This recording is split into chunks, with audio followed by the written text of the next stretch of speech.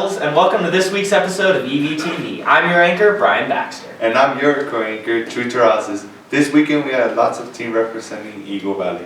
Science Olympiad was down in Fort Collins this weekend. Congratulations to John Papadopoulos and David Van Oosterhout, who placed 6th in electric vehicle. Tobin Stone and Colin Jenkins placed 6th in helicopters. Ashlyn Laidman and Natalie Marner, who got 5th in Right to Do It. And Tobin Stone and Jillian Byron, who placed 4th in robotic arm. Speech and debate did amazing at national qualifiers. This year, Eagle Valley Speech and Debate had 2 national qualifiers that are heading to Birmingham, Alabama this summer. If you see Lydia, Lupe, or Megan Lodge in the hallways, make sure to congratulate them. Next we have Avery. What are you doing? I thought I was anchoring this week. Avery, you know we're crazy for you, but we're anchoring this week. You can anchor another week. Go. Shoot. For more on Crazy For You, we go to Jamie on the school musical. This spring's musical, Crazy For You, has been rehearsing all semester, and the premise of the play is just as crazy as the amount of work that goes into it. This year's play is called Crazy For You. It takes place in New York City and Dead Rock, Nevada in the 1930s. It's about a character named Bobby Child, and he is a banker in New York City. Is forced to go to Dead Rock, Nevada, a small little town, and foreclose on a really expensive and really old theater. When going there, he meets the only woman in Nevada named Polly Baker. It's about his wacky adventure to try and claim her for himself. The lead actors Dylan Harvey and Katie Grew are very excited as the play enters its final weeks of production before it makes its debut. I think in terms of music, we're doing really well. We've got to get all the bugs down for the scenes and the dancing. We've got to choreograph, but it seems like everything's going pretty well so far.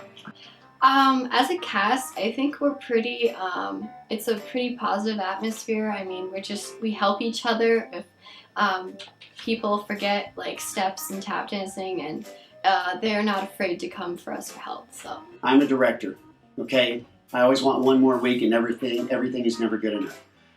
We have a lot of technical things, so it's really a challenge to the technical staff. We have a lot of intense acting things because I've been wanting to do this musical for a long time. So a lot of tap dancing, a lot of singing, and a lot of set changes. An incredible cast. They're working hard. This is the hardest I've seen them work in 3 years of doing shows. The cast hopes to perform for a full house on March 23rd, 24th, and 25th. If you're not sitting in the seats opening night, March 23rd, or the next 2 nights, 24th, 25th, then you're in the wrong spot. Come see the play. EVTV is looking forward to supporting the cast of the play, and we hope to see you there too. This has been Jamie Rawlings. Back to you in the studio. I know I'm looking forward to the musical. Speaking of crazy, upcoming tests is what drives me crazy. Ha, sucks for you guys. Seniors don't have to take any standardized tests this year. But it's a good thing for you, and that our reporters Tanner put together a PSA on the upcoming tests. Yep. Crazy for you, and I feel like based on that title, like we could do something. Give me a minute. It's gonna be fun.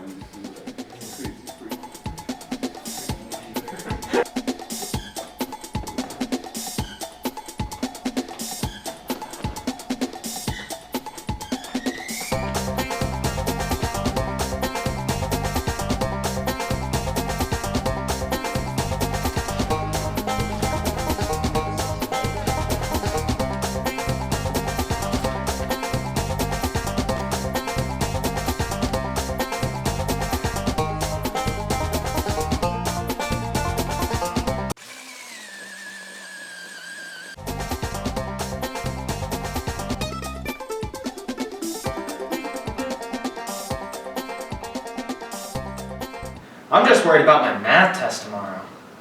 Do you have Mrs. Daise? No. Who's that? I don't know either. But I heard she's a pretty cool teacher. For more information on Miss Daise, we go to our reporter, Jessica. Every day we go in and out of teachers' classrooms, not really knowing much about them. I'm Sienna Wallace now. I used to be Daise. I teach math here, math intervention, math 1 and math 2. From being born in Hawaii to singing a solo at Disneyland, there's a lot we don't know about Miss Daise. I was born in Hawaii, but from Kansas City, Missouri, and then came here 2 years ago. My husband, fiance at the time, but his job, he got a cool job at the hospital in Vail, so we came out. I got to sing a solo at Disney World, so I was like, oh, pretty jazzed about that. So, Growing up in theater, Miss Daise credits her teaching style and personality to the people she was surrounded by.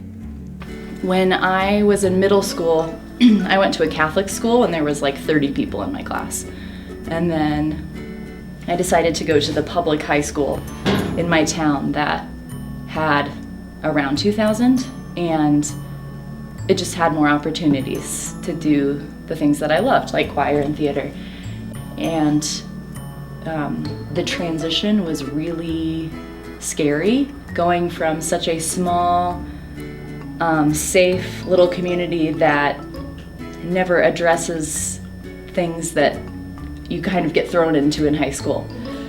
I don't know. It was just an eye-opener, and it was such a different world and such a big reality check that I did struggle for a couple months just adjusting, getting a really good set of friends, and really finally, after like a couple months maybe, finding my little niche or niche or however you're supposed to say it, then it turned out to be just such a good decision because I had such good memories and friends there. For Daise to perform on stage was thrilling, but now watching her students succeed is her new thrill. I think that, I definitely want to be understanding, and I try and have good relationships with the kids, but hopefully tough enough to where I want to make sure they know my rules and that I'm going to stick to them, because while it's fun to have fun and get sidetracked, you also need to keep moving forward and get the learning done. Plus it hopefully teaches them to, be respectful always in any situation. They may hate me because I teach them math and they might not like math, that I really want them to succeed and that I really care about them, and when I see them get something, it's just the best. It's crazy hearing all the stories and things we can learn from our teachers. This has been Jessica Harke. Back to you at the studio. Wow, I wish I had her as a math teacher. Ms. Daise isn't the only interesting teacher in the school.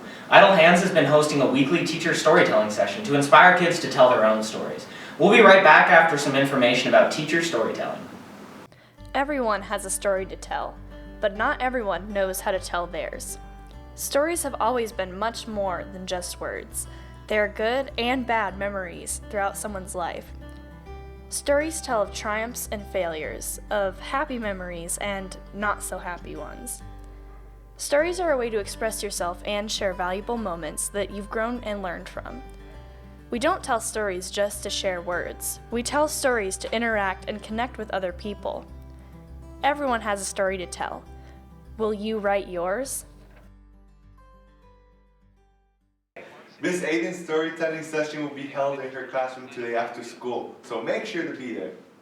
That's all we have for you this week. This has been your anchors, Brian Baxter and Drew Terrazas. Make sure to tune in next week for another episode of EVTV.